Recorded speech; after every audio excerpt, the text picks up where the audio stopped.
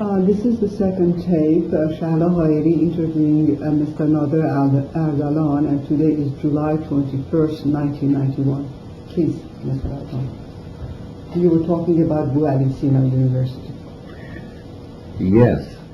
In 1974, I received an invitation to participate in the design of an interesting new university, which was an experiment because it was to be the first Franco-Farsi university in Iran.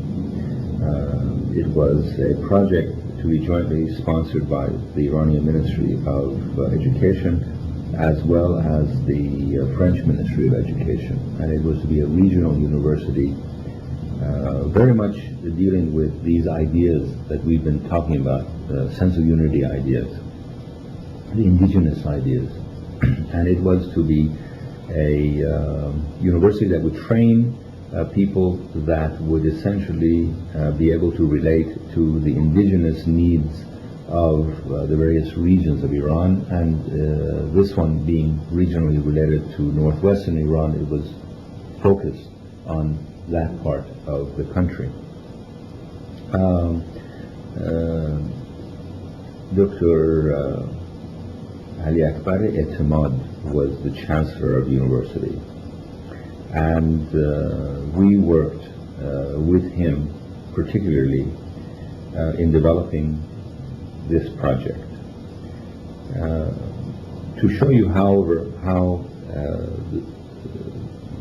the projects in Iran would work, and most large projects would take anywhere between 3 to 5 years from inception to realization as a minimum.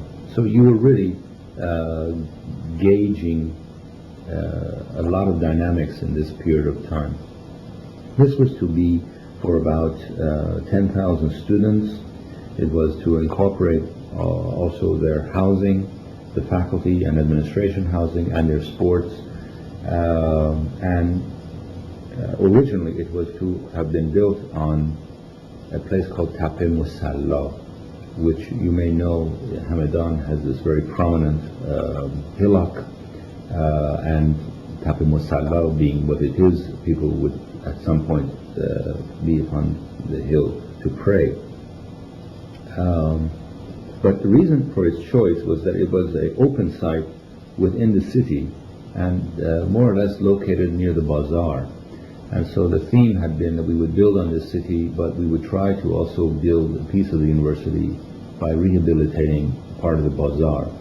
And in this way to get some social uplift, because we would invest in the city. Ironically, in time, it cost so much to build on top of this hill because it was made entirely of stone, it was a stone hill, that this idea proved far too expensive. And the site was relocated to somewhat distant in Ganjnami, in the area of Ganjnami. Was anything built and then left? Or no, it was designed but not implemented. And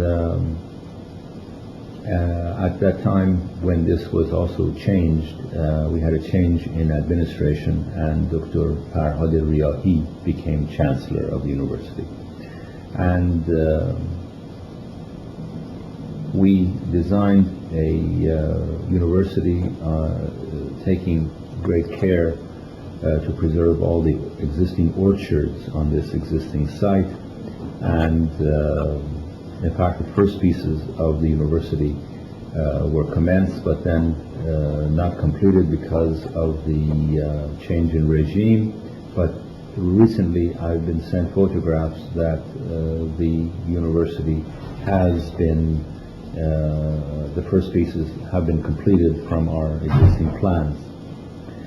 This particular university again tried to use indigenous systems of construction and signs and symbols of architecture that would be more indigenous to Hamadan and Persian architecture. And already by this time then, when we would make such proposals, it was expected that the idea would be in this manner. Instead of a high-rise building, it was only 2 stories high. And it was a very introverted-looking series of buildings. We were actually, again, assisted in this project by a French architect, Georges Candilis. This was very much typical of all projects in Iran, all the major projects in Iran. Although they were commissioned to Iranian architects, they were there was a sense need that association with a foreign partner would enhance the work. By this time, my firm was already a very large, sizable firm, and actually we had more capability in our firm than our French counterpart. But in any case, he was. Why would they? Why? I mean, why would this need? I was about to ask you, in fact, that why was there such need or such perception of foreigners enhancing projects that were conceived by Iranians? Well, in 1974, the amount of projects that the government had on the boards were so extensive, and if you actually compared it to the amount of available capability indigenous to Iran, you would have a shortfall. So there was a need, but this need was not the same in every firm. Some firms were very, very highly evolved. Some firms were not so evolved, and it was just the method of obtaining work at that time that you really did have to have an associate. Of course, we all made sure that in any of these associations it was very clear that we were interested in pursuing certain lines of thought, and if people were not interested in pursuing these lines of thought, they would not, we would not associate with them. But in any case, I mean, you must know, I don't have anything against good ideas from anywhere if it would improve our product. So here you had a man who was one of the great, let's say, elder statesmen of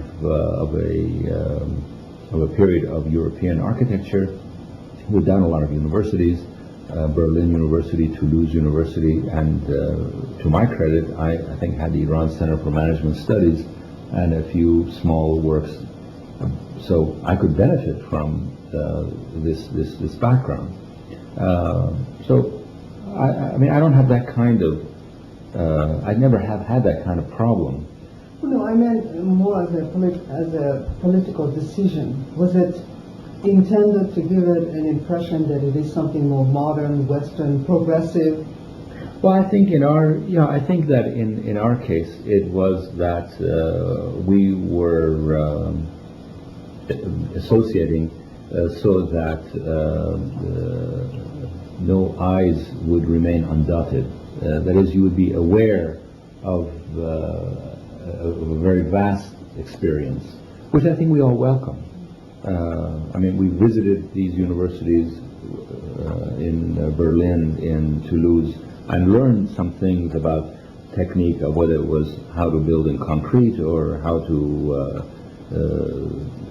do a new classroom idea. But in any case, this was the motif of most of the projects in Iran. There were these sort of associations. We also were commissioned by the Institute for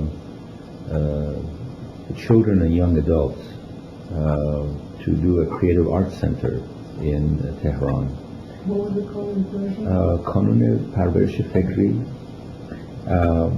The reason I say some of these is that a lot of these designs were complete in drawing form, but then remained dormant for 10 years or so. And just last year, my son came back from Tehran, and he brought pictures of the fact that, for instance, this creative arts center just below the old Intercontinental Hotel in what is called Parc Lale, is now being built.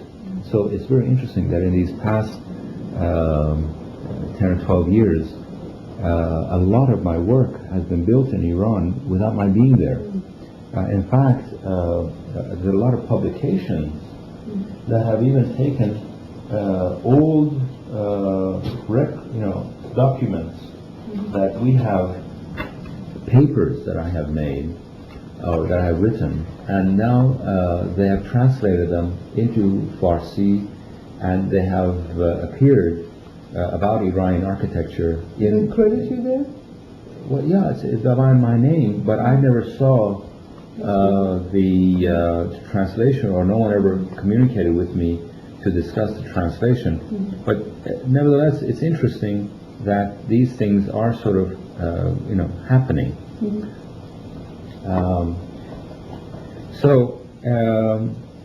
About this time in 1974, the Second International Congress of Architects took place.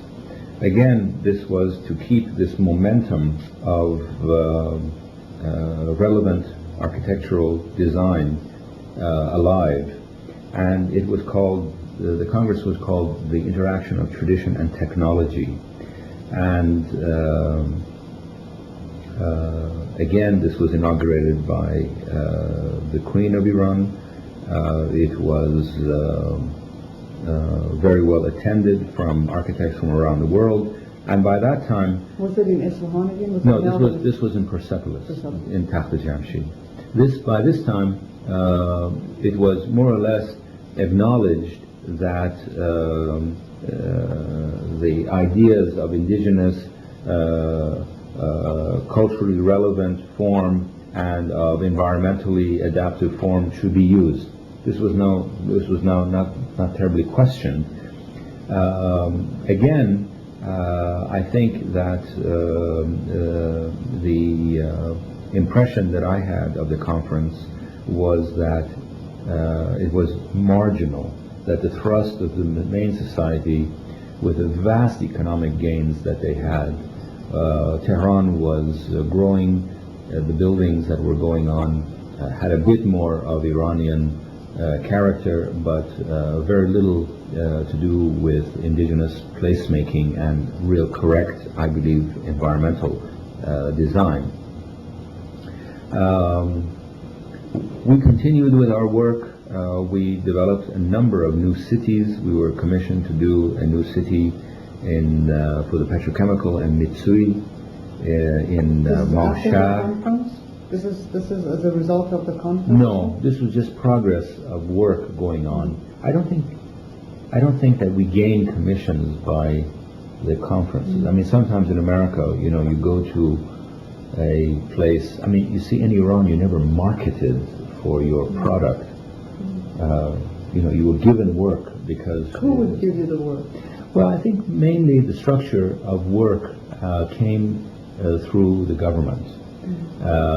For most of us who had good-sized firms.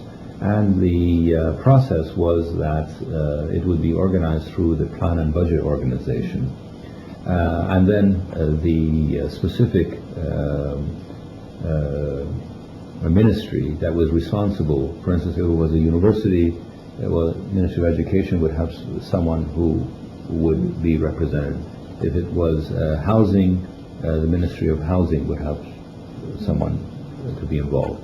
So we received the commission to do, actually in time, 3 or 4 new cities. One was the new city in Bandar Mahshar that was to support the petrochemical industry. Another, that was for 200,000 population. And again, this city was designed with the intention of adaptive design in terms of climate, but with the idea that there was such a rapid pace to build it that we had to import new industries to build these housing in a very short period of time. I think that in time has proven not to be very successful. The idea of importing a lot of technology to build rapidly, ultimately, I think the quality of the work deteriorates. And really, I experienced that just next door to us, there was a housing being made for the workers who would build this city, and it was being made by a local contractor using very traditional means. And he built, I think, a far nicer or equally nice first little housing in the same period of time that we did with all of our industry. So I think that it was, we have to be, one of the feedbacks that we have is we have to be very, very careful about introducing a lot of high technology into these traditional How is the societies. whole idea of population growth and increasing population taken into account with these new projects? Well, first of all, I may say that in the late 60s, the first idea of master planning was coming into being in contemporary Iranian work. That came through the auspices of Victor Gruen, which was an American, Los Angeles-based planning firm that associated with Aziz Farmayan. And so during the time that I was with Aziz, I worked many years on the new master plan of Tehran. These plans normally would try to take demographic projections for over a 25-year period and study them over increments of 5-year terms. The root fallacy of this kind of master planning was that if you actually took the demographic trends, Tehran in 1968, and let's say 1970, and if you projected it out to 1995, Tehran would have grown to be 16 million people. And yet, the government, when they heard these demographic projections, said, this is rubbish. We cannot afford to have a city more than 6 million, at the maximum 8 million. And so, because we can't get enough water into the city, etc., so you'll design only a city of 6 million people, and or 8 million people. And so, I think that, master plans are one thing, and the true the sense of appreciation of what these numbers mean is another. I believe that it takes some generations to get used to this process of planning. So when you have the governmental authorities indicating that demographic projections must be forgotten, you're already, it's a perfect indices that they're not taking the master plan seriously. In any case, the Tehran plan did lay the fundamental main routes of movement east-west of Tehran. This was the famous Gulabi plan, the pear. Tehran conceived as a pear, meaning the old Tehran, Tadrish at the head of the small part of the pear, and the lump at the bottom, mainly the old city, and then in between it was really the Shahistan area, or Abbasabad so-called. And then it was to grow east and west to Karaj. I think that the main circulation lines were manifested and have been built. It's just the fact that I think Tehran today is, 12 million population? Just about. Yeah, I mean, some number like that. And today is 1991, so I think that the projections that we were making at that time were just about right. Now, following the Tehran master plan, the exact same model was used to do master plans for all the major cities of Iran.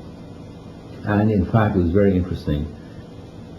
Just last month, I had a gentleman come and visit me, a very fine architect who remained and has been working in Iran, and he has been doing planning in Iran. And when he showed me, he brought to me the master plan of his last work. When he opened, I could see every image, every diagram is exactly the same diagram and image that we used in 1960 in the master plan of Tehran. That is, there was like a stamp of approval about a way, and then everybody had to use this way. It might be correct. It might be completely erroneous. It might be irrelevant. I don't think it's erroneous. It's sometimes irrelevant. So, and also, I don't think people grow. One of the phenomena that I have come across from people who have gone back to Iran in the last 10, 12 years and have been there or have come out, is that they say that the ideas about architecture and planning that were evolved in the mid-70s haven't evolved any further than that. People are still dealing with the same ideas. It hasn't advanced in terms of how now do you solve it, how do you implement it. They reached a certain peak of ideas. And I was saying, here's a gentleman that came out, doing a huge master plan, but yet from page 1 to chapter 10, he's following the same rule book that was established back, 20-some years ago. And those rule books were partly brought from planning in Western societies. So I don't think that the master plan idea has had the kind of commitment, because master plans must be also economic plans, and we viewed these not really as economic plans. And also in Iran, speculation of land. How do you mean you didn't view them? You mean conceptually? No, I mean,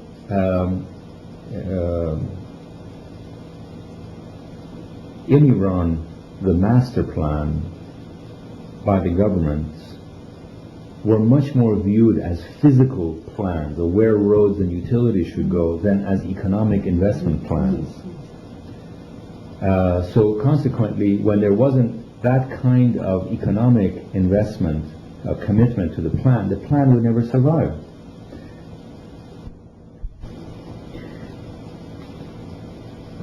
There was, and I'm sure that it still continues, the fact that land speculation was intimately associated with master plans. That is, he who knew where the master plan would grow a new road or would tend to develop, that area of land would have fantastic speculation of purchasing of land in advance for low prices that then could be resold at higher prices. So there was a tremendous sense of secrecy then in keeping the master plan unknown or unfolded to the masses. I believe this is an indication of a problem sui generis to Iran, and that is this lack of citizen participation. No one was really trusted to know about these kinds of elements, such as what are the aims of the master plan. There was no participation of the citizenry in the development of the master plans. So today, for instance, when we do master planning here, you go through a rigorous citizen review process of one community, of a town and another town, before you can obtain a plan. Today, or 20 years ago in Iran, it hasn't changed. You do not have citizen participation review process. Now, it may be that the citizenry are not educated enough to take care of it, but then that tells you something about the process. You pick a process called a master planning process without the component of citizen participation, and so it is in a way doomed. Its destiny is sealed. It won't be anticipatory enough with regards to the real needs of the people. Well, in any case, the master plan process did produce a whole series of different works. Most of us who were serious about our work really did bring the best capabilities that existed in the world.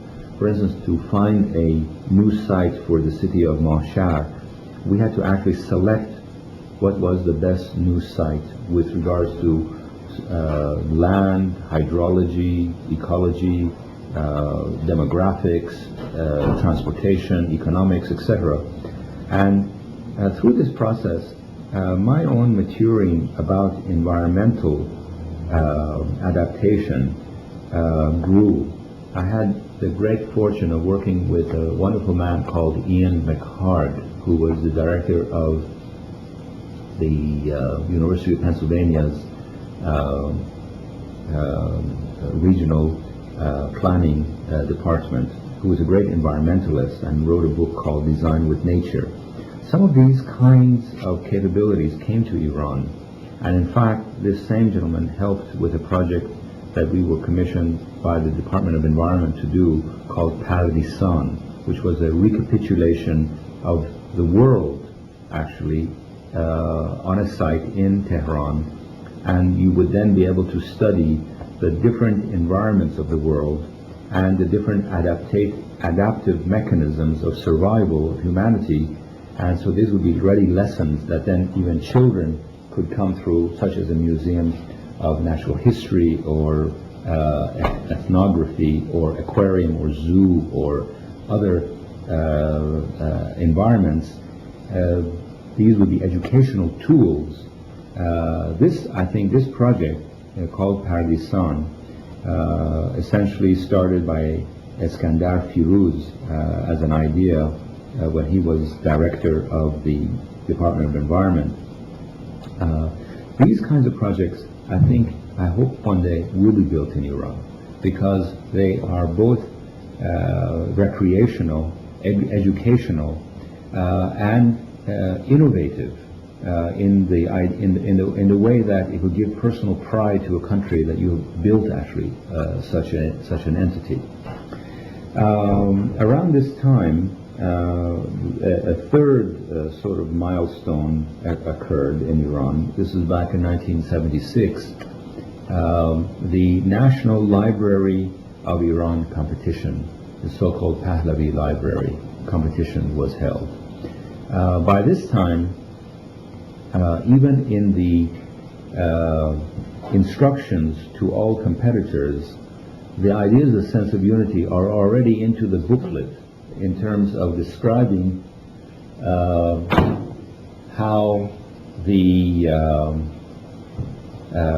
contenders should design their work to be culturally relevant and environmentally adaptive.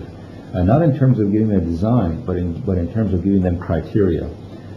This is a picture of the jury that was made of many of the world architects who came to participate in the jury of this competition.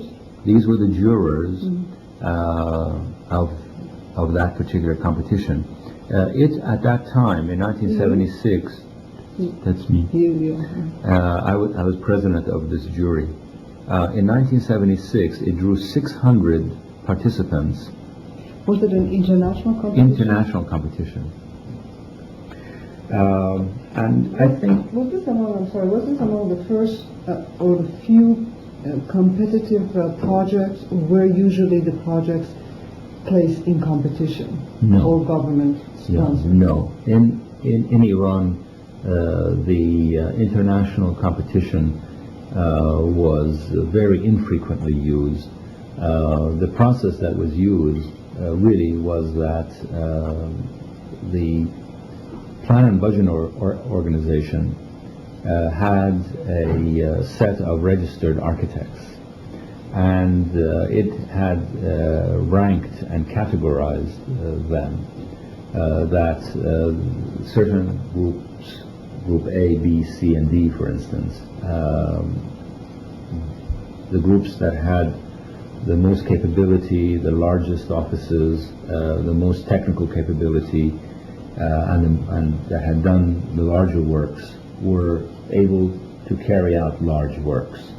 The smaller projects that came were given to the smaller firms or to the firms that were just newly formed. And then in between were ranked others. I mean, there was so much work that no one was short of work.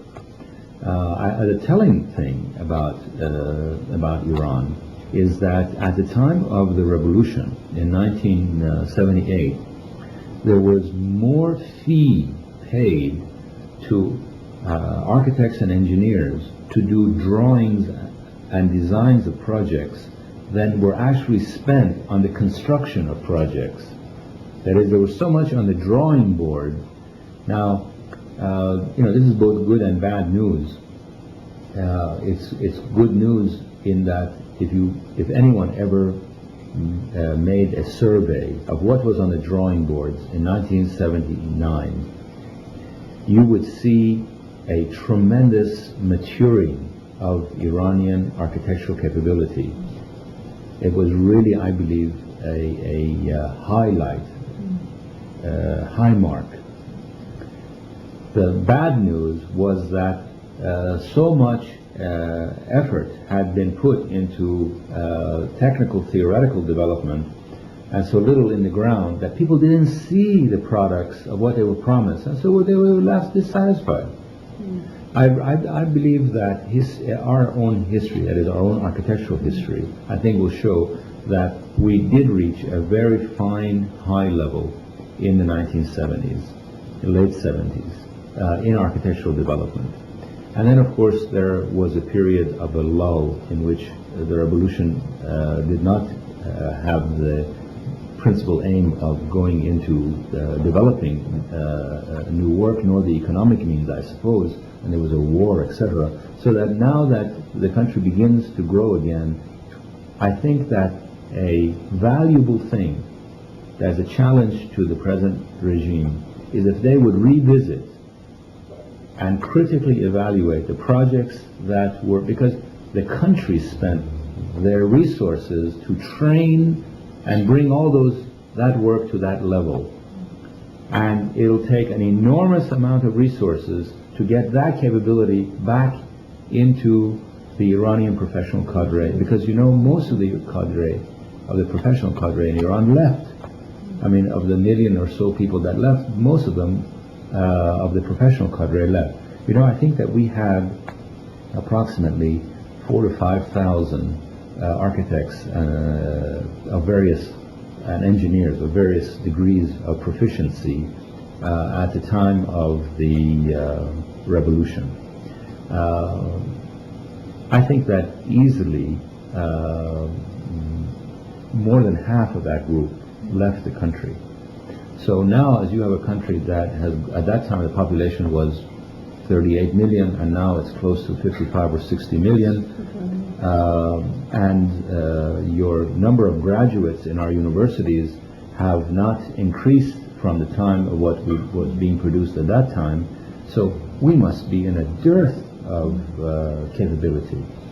And I'm really very, very optimistic about the fact that there will be some amelioration to get this kind of capability back into the country to help with the rebuilding, or else the country will go through exactly the same process, hit and miss, that it did in the 60s, because it's a learning curve, or else the people will just be repeating whatever people had been doing in the 70s, like I was saying about these master plans. Right. I mean, the master plans come and they use exactly the same images with no growth after 20 years.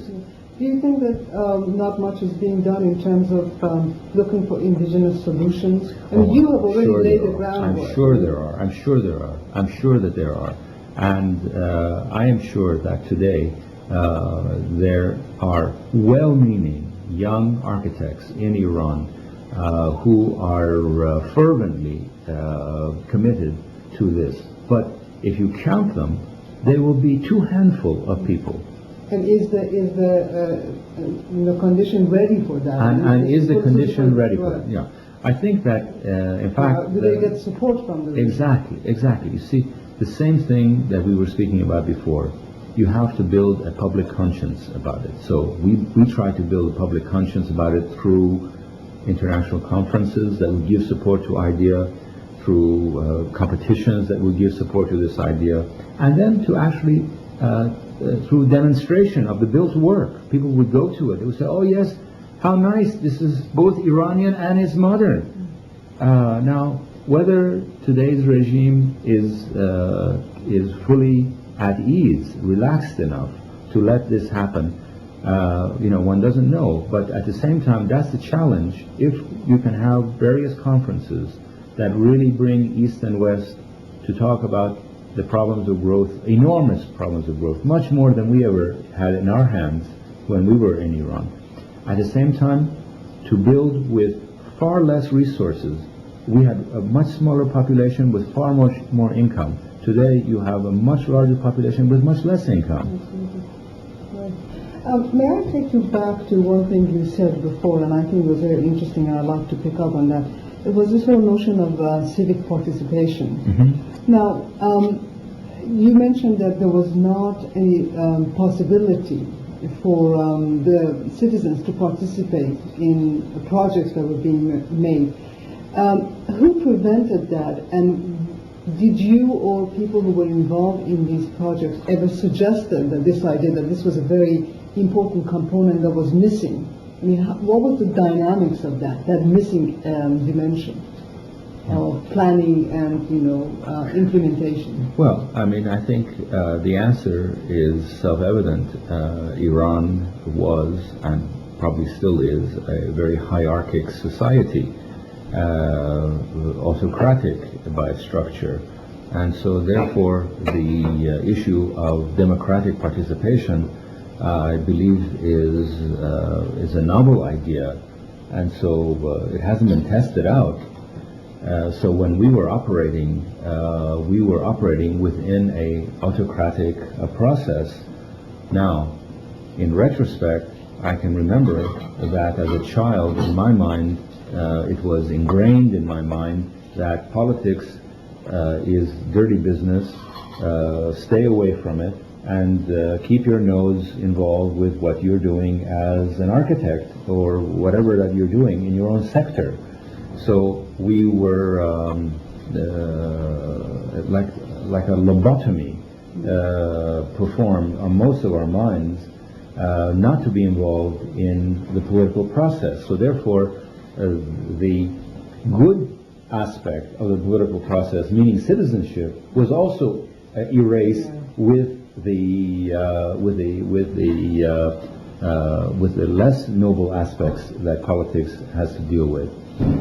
So therefore, I believe that there was neither the preparation in anyone, whether it was the client or the architect, to promote participation.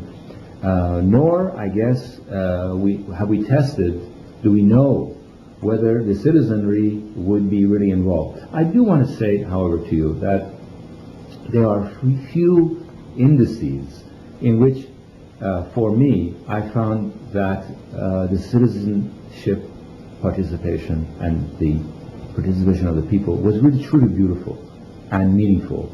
And perhaps had it been given some kind of chance, or still been given chance, it may be a valuable tool. I remember in 1965, I had been 1 year back in Iran, in Masjid Suleiman, and there was a call in Masjid Suleiman to design a school for the children of Masjid Suleiman. Yes, the oil company had its schools, but the people who lived in Masjid Suleiman, as sort of an indigenous population, had no school.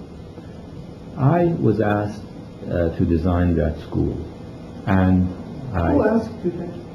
I would. It must have been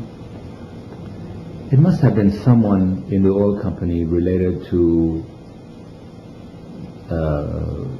liaison was the expression between the oil company and the community. In any case, I felt it a wonderful opportunity, and I donated my services free of charge to design what came to be called the Dr. Iqbal School, and it was for I think 300 or 400 students, elementary school, and by golly, the local contractor gave much of his work free of charge. People brought various contributions to make that school happen. I think, as I recall it now, and I made a point to remember this number, I think that the school came out costing 50 cents a square foot to build. You know, and it was a stone building with barrel vaults made out of reeds, which were from the local reed beds in the marshes in that area of Khuzestan. So in such a local self-help build process, I did see a tremendous sense of participation. Perhaps in trying to do some of the university work in Hamadan, where we were trying to take derelict old pieces of the bazaar and to rehabilitate them. Again, there was a sense of citizen participation by people telling us stories about what this place had been like and how they would welcome that it could be activated because it would activate their immediate vicinity. I just think that it's an area that has not been tested out. At least it wasn't in my 15 or 14 years of work in Iran. But that's part of the process of what is called anticipatory design. You really can't anticipate your client in your own isolated mind. You have to do it through this kind of feedback process. Was this not suggested to the government who was commissioning you to do but it? the government would have thought it ridiculous. I mean, these were works carried out for the people. You know, it is Big Brother designing for the people, and you know, well-intentioned, paved with all good intentions. But if it hadn't been for our own research to try to understand some of the indigenous life patterns, rites, rituals, signs and symbols, we could have designed anything and it would have been approved. And some were. I mean, I think if you take a look at that retrospective, what I'm suggesting about architecture of Iran in the 70s, you'll find some works that were completely off the wall. I mean, completely still irrelevant, and some that are very relevant. Of course, you know, architecture is a subjective art. So while I may feel that it's relevant, another pair of eyes looking at it may find a critical issue with it. Well, I think we've gone through quite a bit about this story. I can only tell you that in the late 70s there was a interview that I participated in Newsweek magazine, and the interviewer asked me, well, how do you see the future? And with absolute candor, I responded that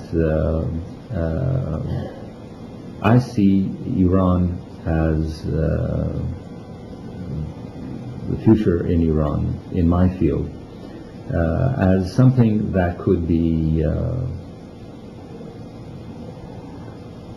a great breakthrough in the integration of our traditions and contemporary ways. I see something quite beautiful that could happen as a new synthesis, as a new creation.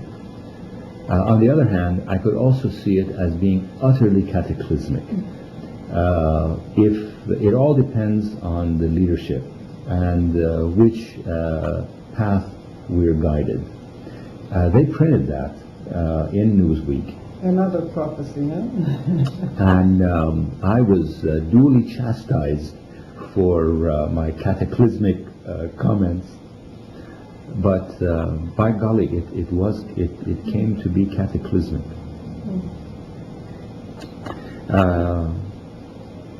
But I want to go back to something personal, rather than the other areas that we've discussed. And that is the lesson of Iran for me. And why I think every night in our dreams, we dream of Iran, and we want to return and to work there and to contribute there again. Because I found in Iran a most profound personal meaning for my existence, and I couldn't find it. I would not have found it, I'm sure, had I not returned to Iran, had I not gone through this burning. You know, Rumi speaks about kham budim, pukhte shudim, sukhtim. I visited with my wife and family Konya, and all the family, all my 4 children, my wife Shahla, who I married in 1977, and who has journeyed with me through all these journeys, and who's gone through with me the ups and downs of the past 14 years. I think what we really have gained, what I have gained, is this idea of the hidden inner meaning of life in my own self, in my family, in expression, the seed of the divine hidden within one, and the idea of the manifest that is only somehow an outer shell to protect this hidden treasure that lies within us. And surely we relate back to Quranic admonitions, but at the same time, when I speak about these things to my Zoroastrian friends, they're equally able to tell me about expressions from the Avesta that touches the same subjects. So it is another way of looking at life. It's a gestalt, it's a worldview. I believe that there is a